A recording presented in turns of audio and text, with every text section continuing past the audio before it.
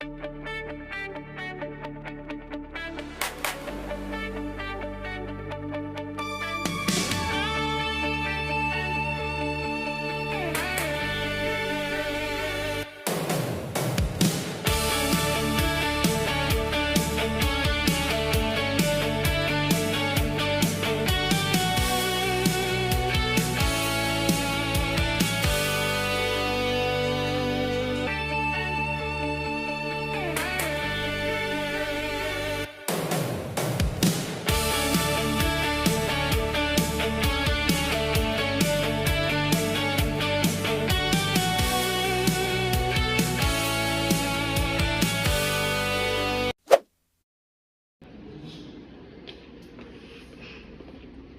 tau gak sih, gue tuh kesel banget anjir sama Nana. Kenapa ya dia tuh selalu ngajarin V nama kita bodoh. Iya anjir, dia tuh pinternya tuh dikit sendiri doang kan ya, berbagi cuma sama V doang. Sama kita apa? Dia dianggap Iya, anjir. kita tadi nunggu jawaban ditinggal anjir.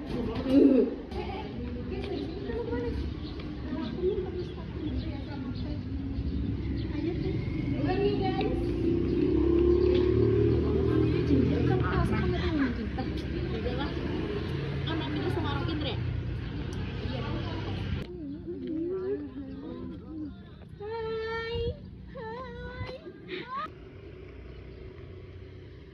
Kamu ngerasa gak sih kalau Nana tuh kayak apa ya, sama kita tuh kayak beda gitu, kayak tiba-tiba dia tuh gak pernah nyapa, gak ngajak kita ke perpus, gak ngajarin. Iya bener, tadi V aja dia mau nyapa kita, tapi si Nana tuh Kayak ih, apaan banget sih? Iya. Enggak sih, Cak? Aku tuh kesel banget sama si Nana.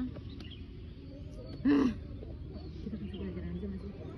Tapi kayaknya Kira-kira pelajaran apa ya buat dia? Biar dia tuh tahu kalau selama ini tuh dia tuh nggak menghiraukan kita loh. Padahal Iya, kita tuh nyebelin satu banget. circle Kenapa ya? dan kita udah lama bareng sama dia. Tapi dia tuh kenapa lebih condong ke Siti? ya mungkin gak tau ya, maksudnya kita tuh gak pernah bahas tuh kalau misal dia tuh sekolah di sini tuh pakai beasiswa, kita gak pernah bahas masalah ekonomi dia. Tapi dia tuh kenapa nyebelin banget. Coba deh Lan, kamu ngechat Mama terus suruh dia tunggu kita di belakang sekolah. Habis itu kita harus kasih pelajaran sama Nana biar dia tuh tahu rasa. Lagian siapa juga yang nyuruh dia kayak gitu? Beasiswa lagi di sini. Yuk. Oke, ini aku udah chat. Kita tunggu balasan dari si Nana dulu. Online sih dia. Bilang jangan suruh sama V. Ini kita harus enam mata ya sama dia. Kamu sendiri ya, jangan sama V.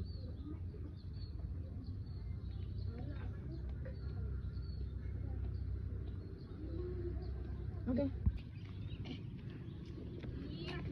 Hai. Ini bagus banget, cakep banget. Tadi kalian apa ada apa? Mau minta ajarin yang kemarin ya? Oh iya. Kamu tuh sadar nggak sih sama perlakuan kamu ke kita akhir-akhir? Ya kan? Iya. Kamu ngerasa salah nggak sama kita? Atas apa perlakuan kamu itu? Salah apa sih? Nih, kalian tuh ke bazar cuma berdua, terus kalian tuh mampir ke coffee shop, kalian belajar, emang kalian ngajak kita? Ya bukannya aku jangan setia.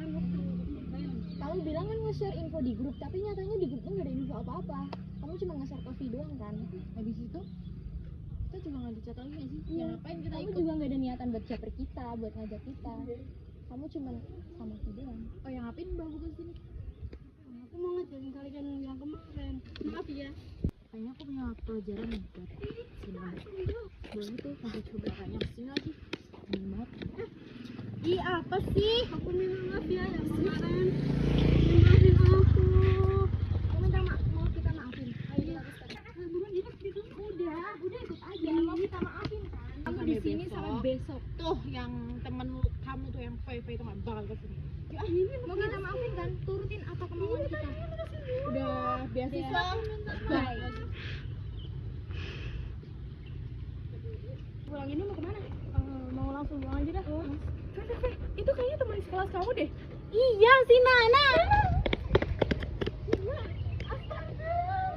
Oh nggak apa-apa, siapa yang ngusir? Siapa yang ngakuin ini ke kamu?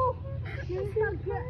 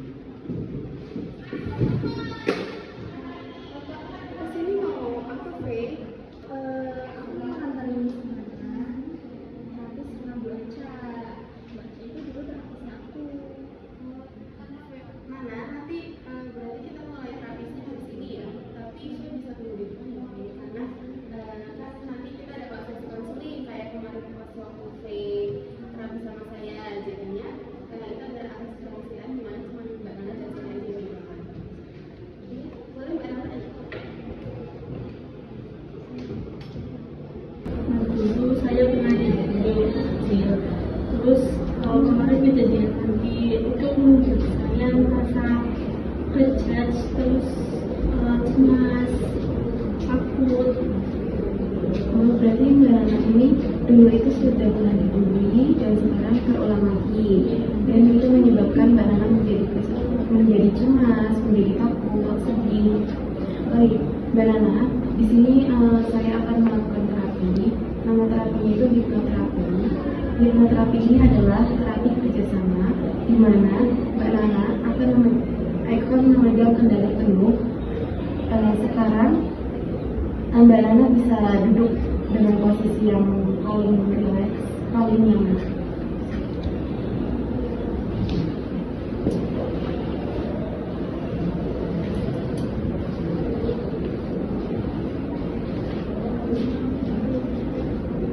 Sebelumnya terima kasih ya Mbak Nana sudah mau bercerita tentang apa yang Mbak Nana rasakan.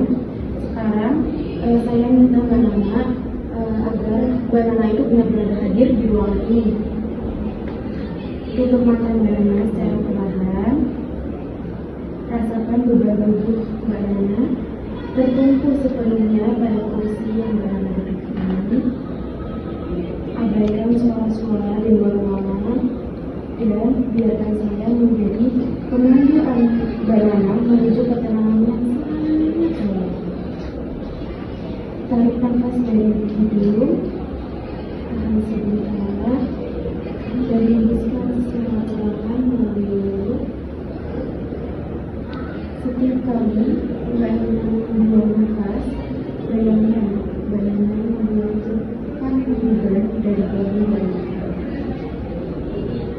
Mulai dari otot mata, biarkan otot kecil di tenggorokan Mbak Nana menjadi sangat luas, sangat rileks, sangat nyaman, sehingga Mbak Nana merasa malas untuk membuka mata. Sekarang alirkan rasa rileks itu, alirkan rasa nyaman Mbak Nana ke leher, ke bahu, hingga ke ujung kaki. Rasakan hubungan menjadi sangat lepas, menjadi sangat nyaman. Untuk membawa Mbak Nana tentang relaksasi alhamdulillah, saya akan menghitung mundur dari 1 ke 1. Pada setiap hitungan, bayangkan Mbak Nana melalui anak tangga menuju tempat yang sangat dalam, tempat yang sangat dalam di dalam pikiran Mbak Nana. 10, turun lebih dalam, setiap saat menjadi lebih rileks, lebih tenang. 8, 7, rasakan untuk yang sangat menyenangkan. 6, 5, setengah jam menuju ke dalam yang cepat. 4, 3, sempurna, semakin damai. 2, 1.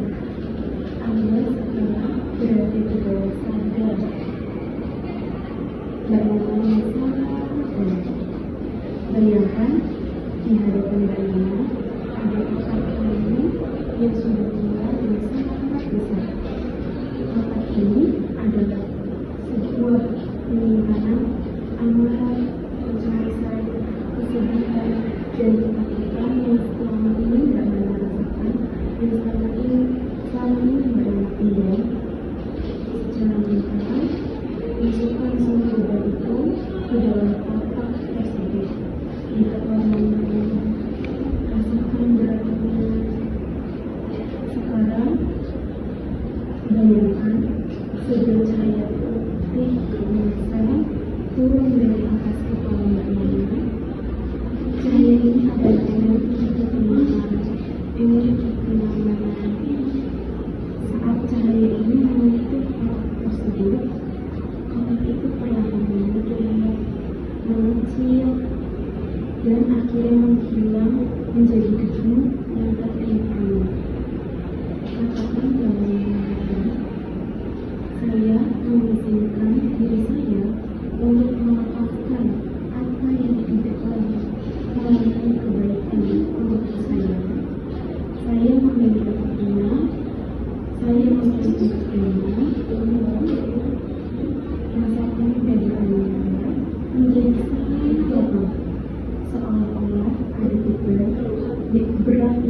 saja digunakan, beban yang bisa diangkat dan tidak.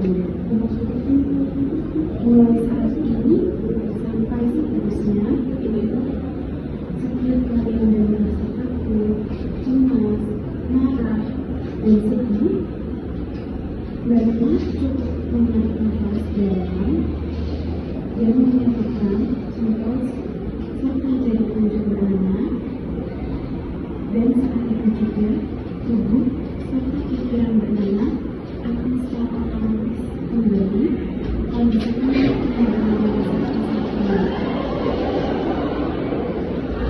dalam kendali yang kuat, stabil, dan mampu membawa emosinya dengan bijaksana. Sebenarnya jauh lebih besar dari masalah yang berada. Sebentar lagi, saya akan menanyakan Mbak Nana dengan menyebut 1 sampai 5. Dan pada angka yang 5, Mbak Nana akan terbangun dalam kondisi yang ideal, kondisi yang setia, kondisi yang tenang, dan kondisi yang penuh semangat. 1. Mulai sadari keberadaan Mbak Nana di dalam ini. 2. Kenapa menjadi aman dan nyaman. 3. Rasakan apa yang akan dikasih di instruksi dari tubuh. 4. Adaptasi dengan hal yang tidak dan menegakkan dan membuat kalian sangat berkembang secara perlahan dan rasakan setidaknya luar biasa.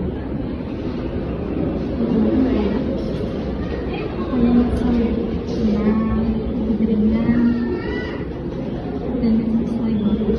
Kita sudah menikmati. Nanti ketika Mbak Nana mengalami kondisi seperti tadi, Mbak Nana marah, Mbak Nana cemas, Mbak Nana bisa tarik nafas, dan segala dan Mbak Nana bisa melakukan menjadi contoh yang lanjut, tapi lupa hubungan itu akan secara otomatis merasakan ketenangan yang mendalam seperti yang Mbak Nana rasakan. Dan ketika nanti Mbak Nana itu bilang, tidak bisa mencapai apa yang Mbak Nana bisa melakukan perjalanan yang Mbak Nana bisa menulis di buku, Mbak Nana bisa melakukan yang bisa berjalan, Mbak Nana bisa menulisnya di sana, melakukan emosinya di sana, dan ketika Mbak Nana merasa cemas, masing-masing tersebut Mbak Nana bisa melakukan peningkatan dan stabilisasi. Sesi konseling dan terapinya untuk hal ini cukup sekian ya. Kita lanjut lagi di pertemuan berikutnya. Semoga Mbak Nana bisa menjadi pribadi yang berpikir, menjadi pribadi yang mengenal, dan menjadi pribadi yang baik. Terima kasih sudah menghubungi.